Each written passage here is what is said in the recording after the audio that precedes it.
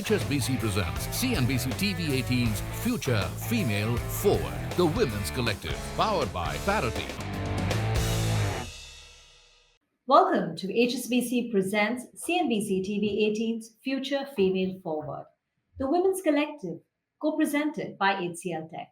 Now, Global Capability Centers, GCCs, are increasingly pivotal to India's economic and strategic growth, with over 1,300 centers across the country employing more than 1.3 million people and driving India's standing as a global leader in high-value services.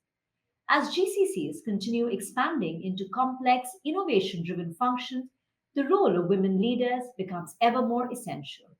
Today, we're spotlighting these trailblazing women leaders from GCCs from BFSI industry who are not only leading operational transformation but also reshaping leadership dynamics.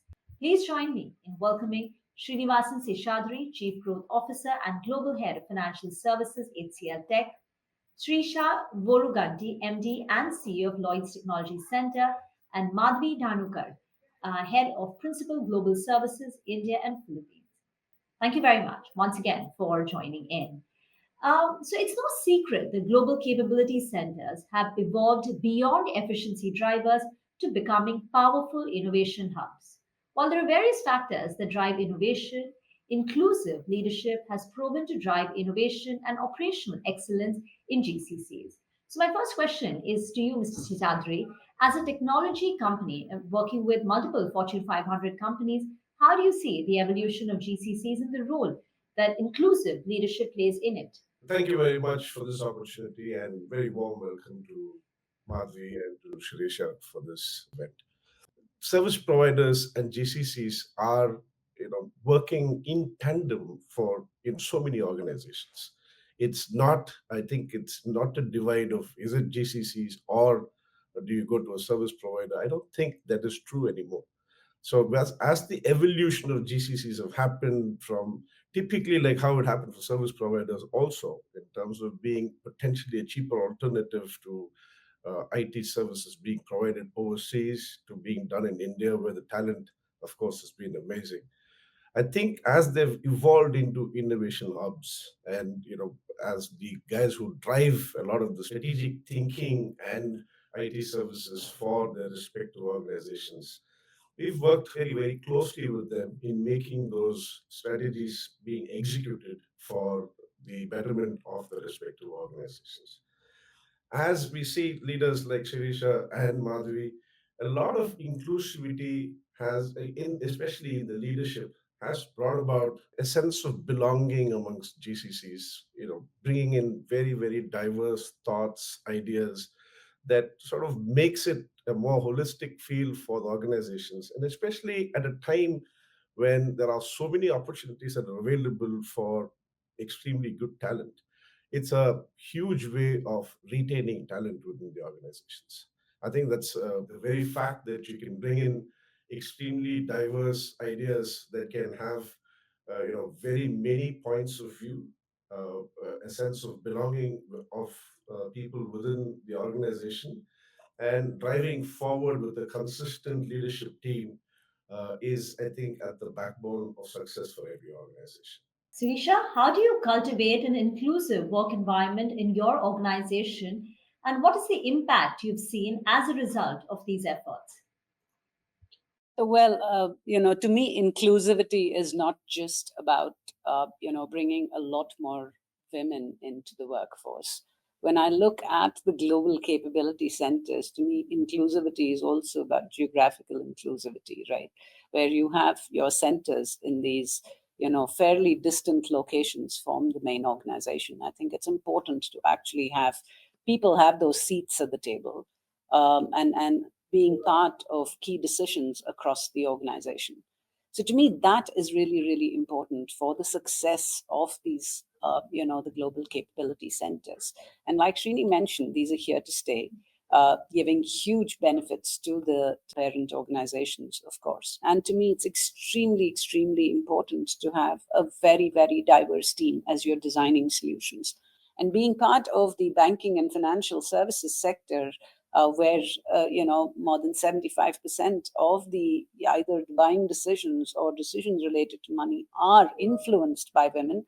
I think it's really important to have women or a lot of diversity on those teams, because otherwise I don't think we would be able to design products that are right for the industry and market. I think it's so very important to have diverse workforces, whether it's on design, whether it's on building out solutions that are taken to market and so on. So we have a number of programs that we're running. One's called the returnship program. So it's not just about bringing entry-level women, where I think we do have 50%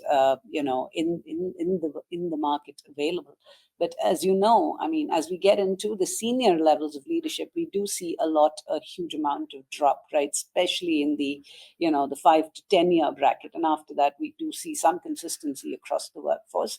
And so we are trying to provide a lot of flexible, work hours to people, to come into the office, to go back and log in from home, to actually bring in people that have left the workforce through our returnship program. So I think some of these basic attribute, a lot of this ammunition that we're providing to people to be able to present themselves better and to be able to, manage those seats at the table, or to at least, raise their hand for those seats at the table. Madhvi, do you want to share some personal anecdotes, some key challenges that you've encountered in your career, how you overcame them to reach your current leadership position? Great question. I think every leader, including every woman who is a leader first, I think will face a lot of challenges throughout their journey. I think my personal challenges have not been any different from what typically other leaders or other women leaders would face. I think at some point the woman makes the sacrifice of giving up their career and taking a step back and spending time looking after the family's needs. And I've had very similar challenges. These life events have all been there in my life as well. I think what's really helped is having a great support system, a very supportive family. And I think every organization, honestly, that I've been part of has been extremely supportive in that journey of staying with the organization and then growing within the organization and supporting that space and providing that space to me specifically for being able to do what I wanted to do, in terms of my career.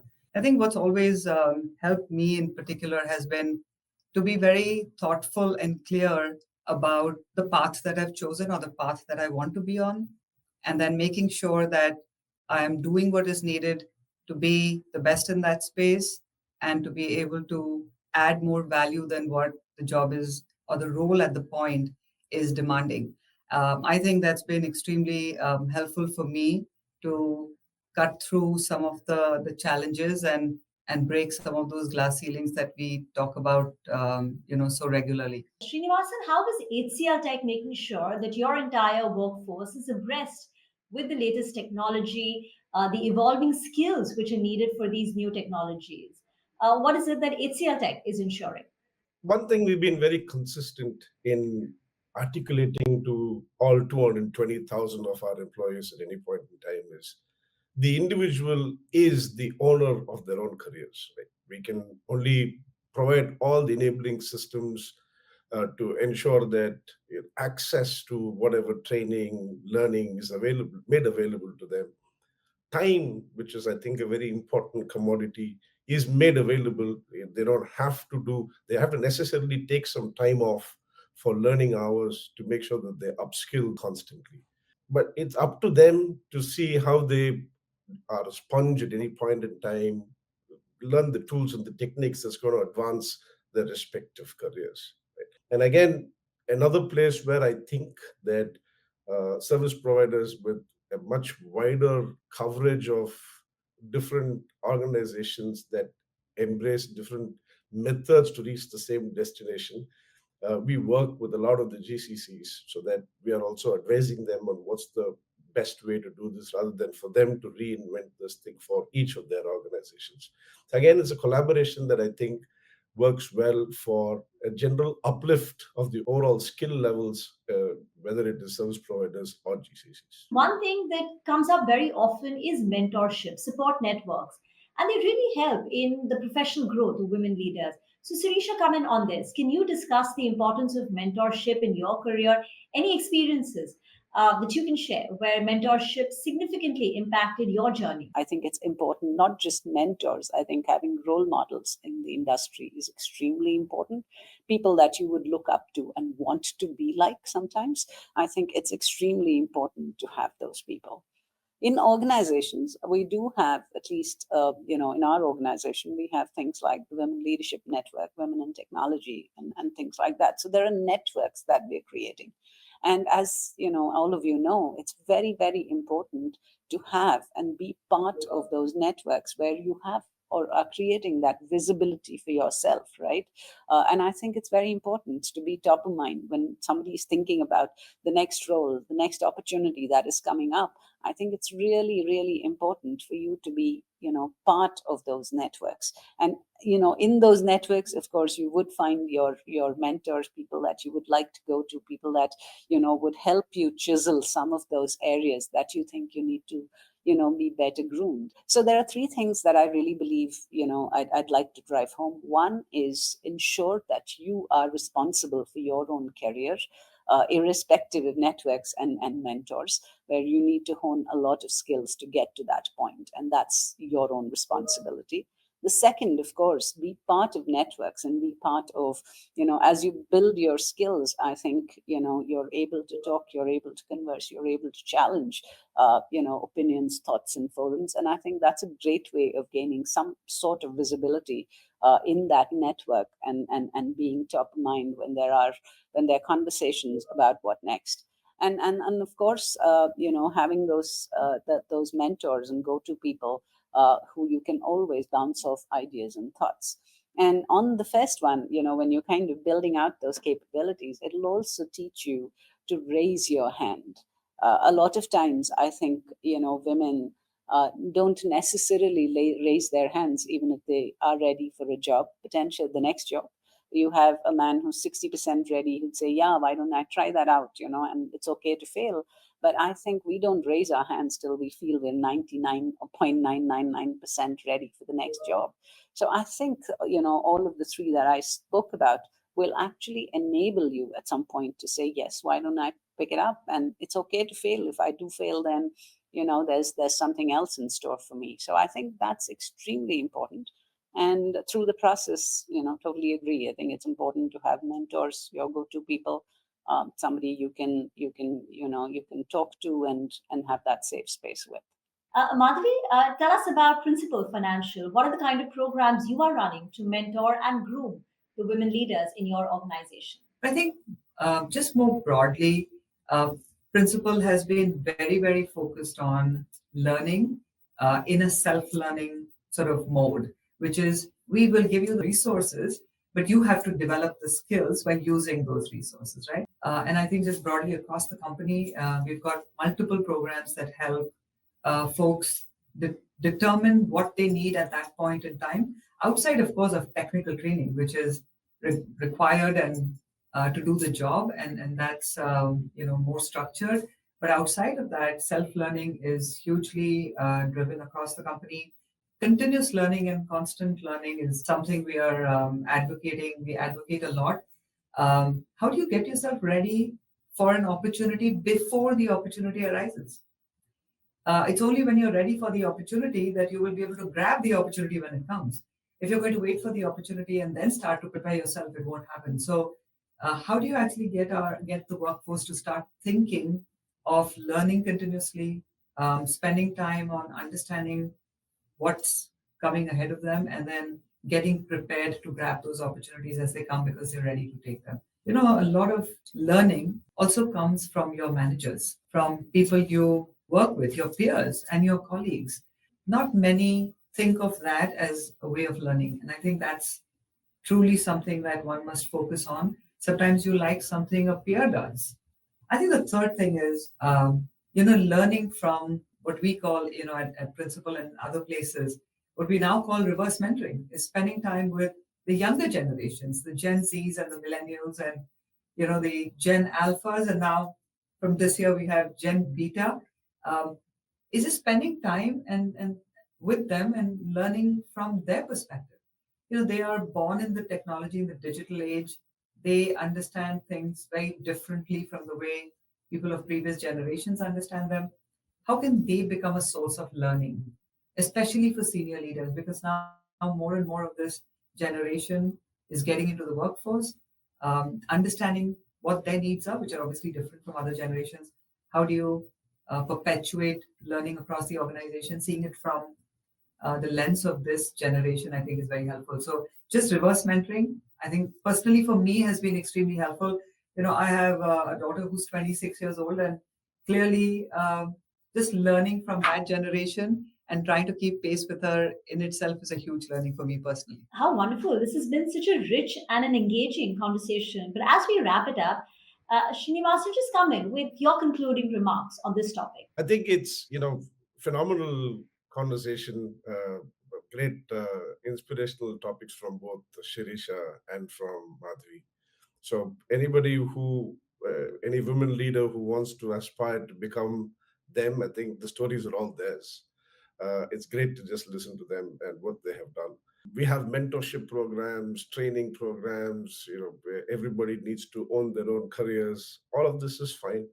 But I think the thing that we can do, whether it's men leaders, women leaders, is to be sponsors for people and do one small thing. Right? It's good to have all these big plans and big things and talking about how diversity is important.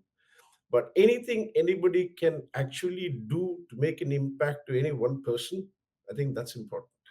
Right? The only way in which we'll build this culture of inclusivity is with small actions that will create a big impact. Right? It's as part of HCL Foundation builds a school which only creates leaders, right? Because they then think that they'll take care of their communities. It's very similar here. I think these small steps is what I would urge people to do more of, to ensure that the 50-50 leadership probably is still some distance away, but every small step will get us towards that.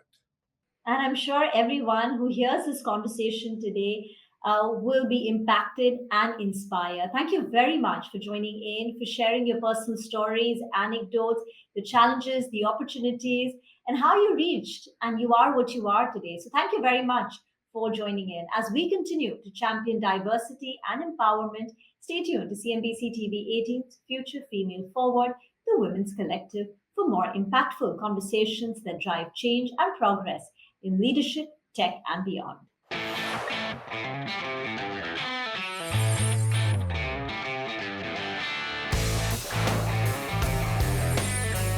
HSBC presents CNBC TV18's Future Female Forward, the Women's Collective, powered by Parity.